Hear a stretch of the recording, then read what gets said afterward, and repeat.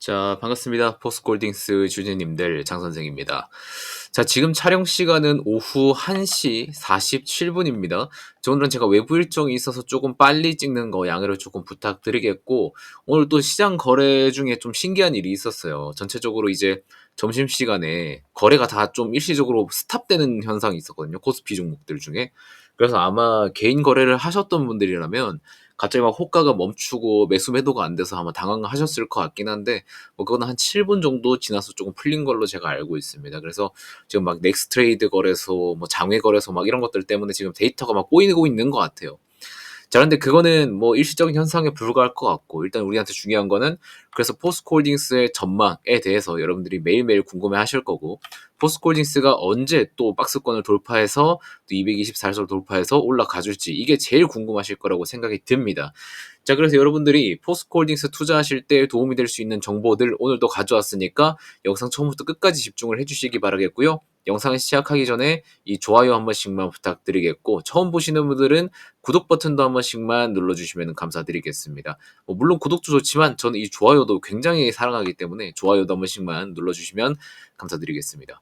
자, 일단은 제가 좀 급한 관계로 메모장에 좀 텍스트로 적어왔어요. 그래서 이거를 같이 보면서 말씀을 드릴 건데, 일단 여러분들이 아셔야 될 건 뭐냐면, 지금 중국 철강 감산에 대한 이야기가 양호해서 나오기 시작을 하면서, 이번에는 조금 제가 이 감산의 목표가 조금 예전보다는 다를 거라고 생각을 하고 있습니다. 왜 그러냐면, 보시는 것처럼 2016년에 중국 정부 같은 경우에는 1억 톤의 노후 설비 폐쇄를 했었고, 바오선과 우산철강의 합병을 단행을 했었습니다.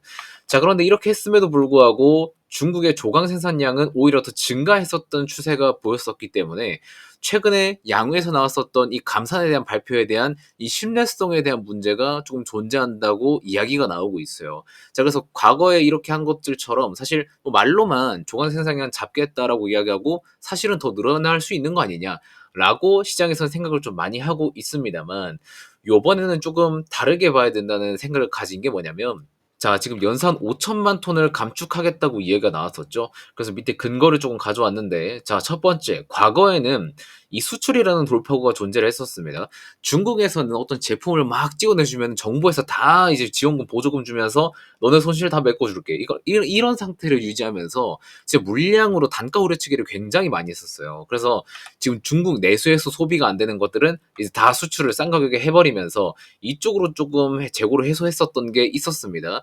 그것 때문에 이제 미국 쪽으로도 덤핑 물량 넘어가고 한국 쪽으로도 덤핑 물량 넘어가고 옛날에 그랬었잖아요.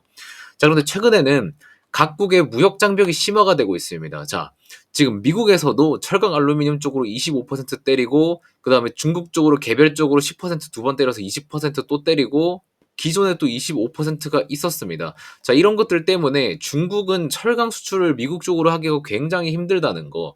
자, 그래서 이러한 물량들이 한국 쪽으로 밀어내기 수출 형식으로 나왔었는데, 한국 또한 반덤핑 제소를 들어가면서 이제 관세를 매기겠다 이런 이야기가 나오고 있죠.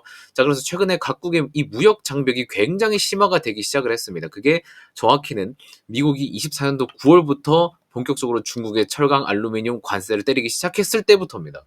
자, 그런데 중국 정부가 단순히 막 이런 관세 막 밀어내기 이런 것들 때문에 그런 게 아니라 2030년 탄소 피크라는 국가 과제를 달성하기 위해서도 또 노력을 하는 점이 더 부각이 받는 거죠. 자, 그래서 결국에는 탄소를 줄이기 위해서는 어떻게 돼야 됩니까? 이 철강이라는 생산을 조금 줄일 수밖에 없다는 거죠. 요런 것도 한몫을 하고 있다 보시면 될 것 같고, 그다음에 중국 국가발전개혁위원회에서도 이 철강 생산 능력 감탄에 대해서 계속해서 언급되기도 했습니다. 자, 그래서 실제로 외신 데이터를 보니까 어떤 소식이 들리냐면은, 차이나의 철강 생산이 1월, 2월 철강 생산이 작년 동기 대비해서 1.5%나 줄었다는 겁니다. 자, 그래서 실제로 밑에 내용을 보시면 지금 영어로 돼 있어서 제가 간단하게 좀 해석을 해드리면은, 2024년도가 중국 철강 생산의 마지막 10억 생산 해가 될 수도 있다. 그러니까 2025년도에는 연간 총 생산량이 10억 톤 이하로 줄어들 수도 있다라고 이야기를 하는 겁니다. 자, 그러면은 중국의 철강 생산이, 조강 생산이 실제로 줄어든다는 외신 보도가 나오고 있는 거죠. 자, 이만큼 데이터 수치로도 계속해서 보여주고 있기 때문에 우리가 이번 철강 감산 같은 경우에는 실제로 조강 생산량이 감소할 수 있겠구나라는 그런 가능성을 가지고 있어야 된다라는 거 한번 말씀을 드려보도록 하겠습니다. 자, 그리고 구조적으로 철강 산업에 대한 요구도 자체가 변화가 되고 있죠. 일단 뭐 원가 절감은 당연한 부분인데 이 품질 경쟁력을 확보해야 된다는 과제가 더 추가가 되고 있는 거고 포스코홀딩스의 고만강간처럼 이 고부가 가치화가 중요해지고 있는 시점인데 중국 정부는 탄소 피크제를 운영하면서 이 탄소 중립 기술 확보를 하고 있는 거죠. 자, 그래서 포스코에서는 이미 하이렉스 공법을 사용하고 있는 겁니다. 자, 그렇기 때문에 산업 구조의 고도화가 일어나고 신형 에너지 저장 기술이 추가로 필요하다는 이야기가 나오고 있는 거죠. 자, 뿐만 아니라 제일 실질적인 가시적인 데이터가 뭐예요? 중국 내에 제가 항상 강조드렸어요. 중국 내에 미분양 주택이 줄어들어야 부동산 시장이 살 수 있다라고 여러분들한테 누누이 말씀드렸습니다. 근데 중국 내 미분양 주택이 9천만 채가 넘는다는 보도도 아직까지 존재하고 있고 여기에 대해서 중국 중앙정부의 정책 변화는 그렇게 크게 일어나지 않고 있습니다. 그러니까 단기간 내에 건설량 철강 업황은 수요 회복이 힘든 거죠. 자, 그러면은 미분양 주택이 줄지 않는 상태에서 철강 기업이 살려면 어떻게 해야 될 것 같아요? 당연히 철강 업계의 감산 그리고 구조조정은 불가피하다라는 결론이 나오는 겁니다. 그래서 철강 업계가 감산이 들어가면 어떻게 됩니까? 철강에 대한 가격이 올라가죠. 그럼 영업이익과 수익성이 올라간다는 뜻이 나오게 되는 겁니다. 우리는 요런 거를 보고 투자를 해야 된다는 거죠. 그래서 과거에 우리가 막 중국이 9월 달이었죠, 9월 달. 이때 막 부동산 정책 풀겠다, 막 이구환신 하겠다 하면서 올라갔었지만 요때와 지금의 중국 양의 정책에 대한 이야기는 조금 다르게 보셔야 된다는 거 다시 한번 말씀을 드리고 가도록 하겠습니다. 자, 그런데 우리가 포스코홀딩스 이제는 장기 우상향을 조금 기대가 되고 중국 감산 좋고 알래스카 LNG 다 좋은 건 알겠어. 근데 결국 어느 구간에서 얼마나 잘 매수할 건지에 따라서 희비가 좀 갈릴 것으로 보입니다. 뭐 예를 들면은 3월 7일에 이날에 3월 7일 날에 연속 급등하니까 더 갈 것 같아. 여기서 추가적으로 더 뻗어갈 것 같아서 이 가격 종가 때 그럼 얼마예요? 31만 7천 원대 종가 베팅을 해버린 거야. 그러면은 이때 한 사람들은 아직도 조금 물려 있는 상태인 겁니다. 자, 그런데 제가 3월 6일 언제죠? 3월 6일 오전 개장 전에 알림이 서비스를 발송드렸을 때 매수한 사람들은 지금 한 약 8% 정도 수익권에 머물러 계실 겁니다. 자, 이렇게 여러분들이 어느 구간에서 어떻게 들어가느냐에 따라서 평단 자체가 틀리다는 거죠. 여러분들이 막 나는 자신이 있다. 포스코홀딩스 공부를 너무 잘해놔서 막 수익 실현 알아서 잘할 수 있다. 하시는 분들은 굳이 저한테 알림이 받을 필요가 없겠죠. 자, 근데 아예 모르고 들어오신 분들이 있죠. 2023년도 때 막 2000지 좋다고 해가지고 이때 그냥 포스코홀딩스 뒤에서 막 누가 밀치듯이 밀려 들어와가지고 여 구간에서 매수하실 분들 이거나 아니면 뭐 기업 공부는 내가 다 잘해놨는데 주식 매수에 있어서는 자신이 없는 분들 그런 분들은 아예 알림이 서비스 신청하셔서 여러분들 투자 지표로 활용해 보시는 게 훨씬 도움 많이 될 거라고 자부합니다. 왜냐면요. 제가 실제로 3월 6일에 이런 식으로 문자 내용을 작성해서 신청하신 분들한테는 보내드렸었죠. 받아보신 분들은 다 아실 텐데 이렇게 구체적으로 내용도 작성을 해드리고 만약에 매수를 한다면은 이런 구간에서 해봐라.